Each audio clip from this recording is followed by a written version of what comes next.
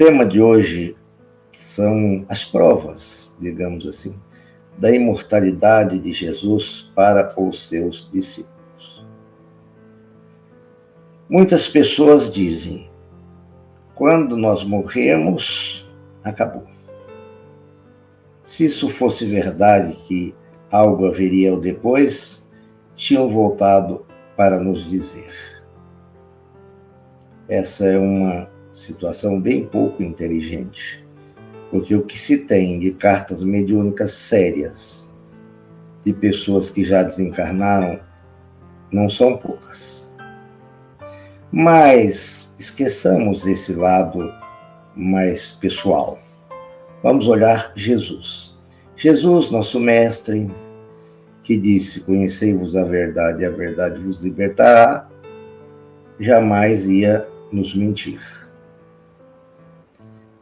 Ele, depois do terceiro dia, ressurgiu para Maria de Magdala, que foi contar para os outros discípulos que não acreditaram nela, porque uma mulher poderia ver Jesus e não um dos homens deveriam ver Jesus. O machismo que imperava e impera não retirou a grandeza de Maria de Magdala. Não fora isso suficiente para Jesus nos apresentar a sua imortalidade.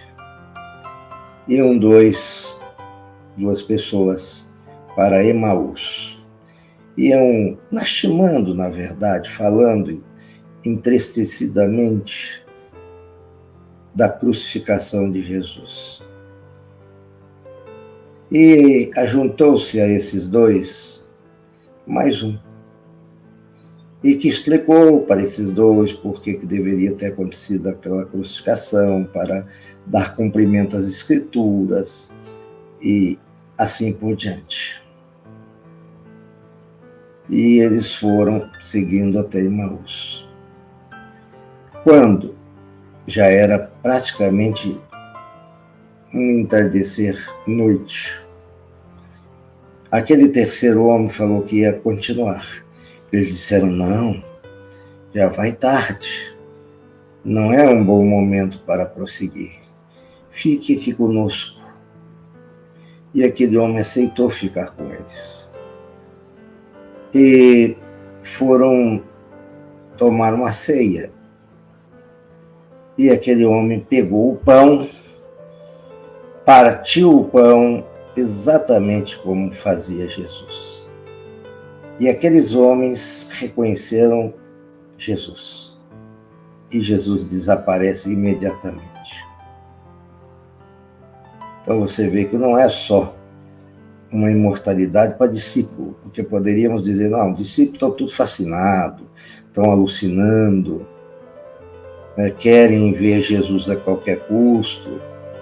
Esses outros dois que iam para Emaús não eram chegados a Jesus.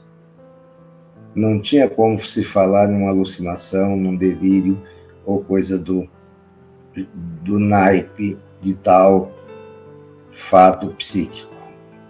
Olha que interessante. Também Jesus se apresentou para os 500 da Galileia. 500. E fez um sermão, vamos dizer assim, para aqueles da Galileia. Então, se Jesus voltou da imortalidade, digamos assim, para nos dar lições, consolos e tudo mais, é porque a imortalidade existe. Senão ele teria saído da onde? Já que do nada, nada sai. Se a imortalidade existe, nós não podemos ficar fora desse contexto da imortalidade. Jesus veio nos apaziguar o coração, veio nos dizer que ele é um verdadeiro mestre e tudo passa por ele. Ninguém vai ao Pai senão por mim. Eu sou o caminho, a verdade e a vida. Ele é a nossa ponte para o mundo celestial. Quantas vezes nós esquecemos disso? Delegamos esses pedidos, às vezes, para outros, como se Jesus não nos escutasse. Se ele é o governador do planeta, todas as nossas prédicas, todos os nossos pedidos são por ele, de uma forma ou de outra, ouvidos. Atendidos, não sei, porque de repente atender um pedido nosso poderia ser algo de negativo.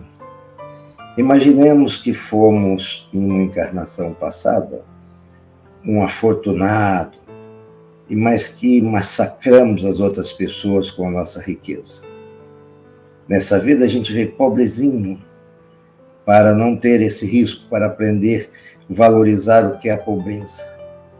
Se pedirmos fortuna para Jesus, certamente ele vai nos negar, porque senão nos poria a perder outra vez. Olha que importante. Então, às vezes, uma negativa de Jesus é uma salvação nossa. Nós temos que olhar num conjunto mais aberto de situações, das situações, mais amplo, mais generoso o nosso viés de observação. Temos que acreditar e ter fé em Jesus, que é um mestre que vive conosco, volta após seu desencarne e continua certo tempo conosco visivelmente e também palpavelmente.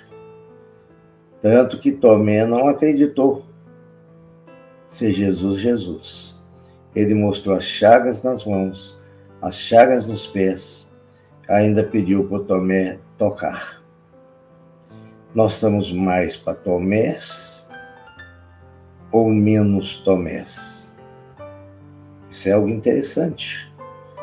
Quando vem Jesus nos dizer alguma coisa, é importante que nós saibamos o que é. Minutos antes, tempos antes, ainda no fim da tarde de hoje, eu tive uma situação, um fato espírita, como diria William Crookes. Eu tive um fato espírita muito interessante. Estava deitado em minha cama, sem nenhuma luz. De repente, o meu quarto iluminou. E eu passei a enxergar. E veio até mim um padre. E ou rezava, enfim, fazia algum gesto de sua crença, que eu recebi com muito amor, com muito carinho. Mas não deu para ir adiante, porque bateram na minha porta e me botaram no aqui e agora. Talvez fosse providencial esse não adiantar no tempo. Ora, era uma pessoa do bem, tenho certeza absoluta, do amor que emanava, pela sensibilidade que distribuía. Como eu vou negar este fato? Não tem como eu negar esse fato. Foi um fato vívido na minha mente. E não era um sonho, porque eu estava plenamente acordado, eu esfregava uma mão na outra, porque eu sou muito cético. Para ter certeza que eu não estava alucinando, eu esfregava uma mão na outra, botava a mão na narina, para ter certeza que realmente não estava passando no campo dos sonhos. E realmente não era, porque eu podia tocar-me sensivelmente com relação a esse fato. Fico muito agradecido, né, por quem me visitou. A coragem, o coração, a bondade. E sentou-se do meu lado, virado para mim, e ministrou lá sua prece, que eu não ouvi, que era algo inaudível para mim, nas condições que eu estava. Certamente, se eu fosse um médium um pouquinho melhor, eu teria ouvido o que ele estava pronunciando. Mas é mais uma prova também de que há seres fora do nosso mundo carnal que já tenham desencarnado. Nós temos muitas provas também nesse sentido. O mesmo sentido que Jesus repassou aos seus discípulos. Nós temos outras provas nesse mesmo ponto. Eurípides Barçanufo, que era farmacêutico, há um hábito de chamá-lo de doutor, mas ele não era médico, ele era farmacêutico, que não diminui ou diminui em nada. Uma mulher estava fazendo trabalho de parto, ele foi até lá, ajudou, né?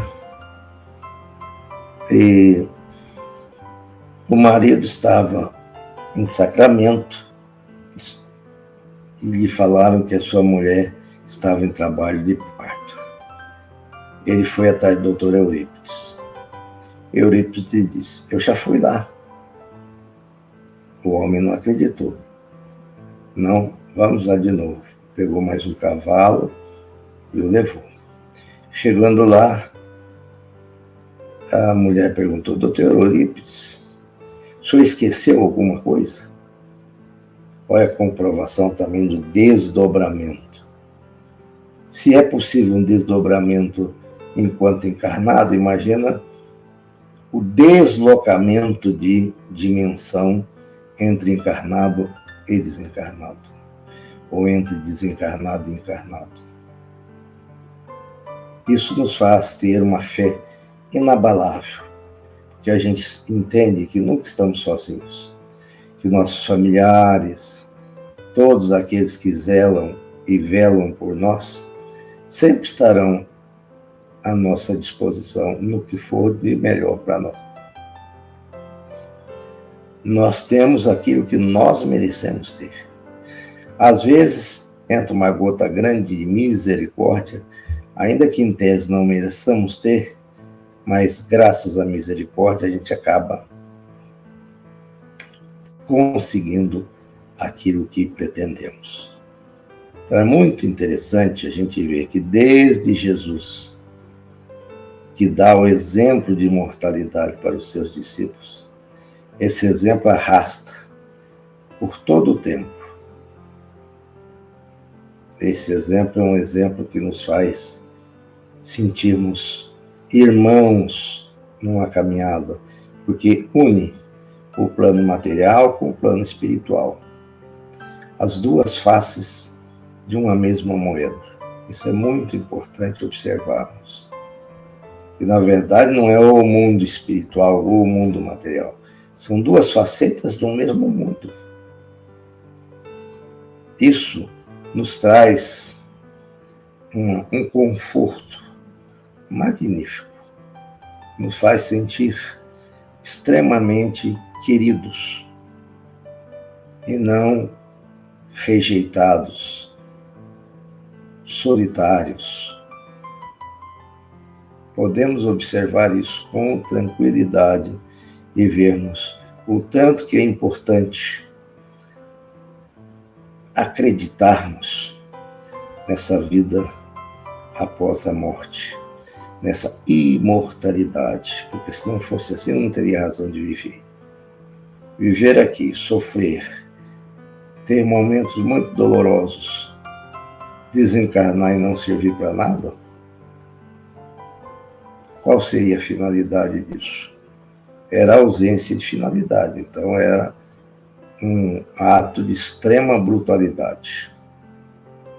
Esse é um ponto que nós temos que entender para tirar essa ideia falsa de que estamos sendo massacrados pela lei divino. Pelo contrário, estamos sendo agraciados por essa lei divina. Esse exemplo de Jesus da imortalidade é o maior conforto que podemos ter, partindo de um mestre. Vós sois bom. Ele diz, bom é o Pai. Vós sois mestres. Mestre, disseste o bem. Mestre eu sou. Ele aceita o título de mestre, mas não aceita o título de bom. Por quê? Porque todos estamos em evolução. De algum modo, estamos sempre em evolução. A evolução é um processo quase infinito, como está na questão 169 do Livro dos Espíritos. Então, nós temos que ter isso de memória e entender que nós não somos seres completos. Estamos nos completando dia após dia, com a ajuda de Jesus. Isso que é o importante termos em nossa mente. Que Jesus nos abençoe, esse Filho maravilhoso de Deus, que nos possa dar a nossa melhora física e espiritual. Peço por mim também, para que eu receba a melhora física das situações que estou passando, que são tão interessantes que nem diagnóstico tem por enquanto, e que eu possa encontrar esse diagnóstico, que eu possa tratar. Eu peço muito a Jesus por isso, aos bons espíritos por isso. E acredito nisso, como eu acredito que cada um, ao ouvir essa prece, vai lembrar das suas dores e vai melhorar cada uma delas na medida da fé. Tua fé te curou, dizia Jesus. Então, que nós tenhamos fé do tamanho de um grão de mostarda para nos curarmos. Que assim seja e fiquemos com Deus.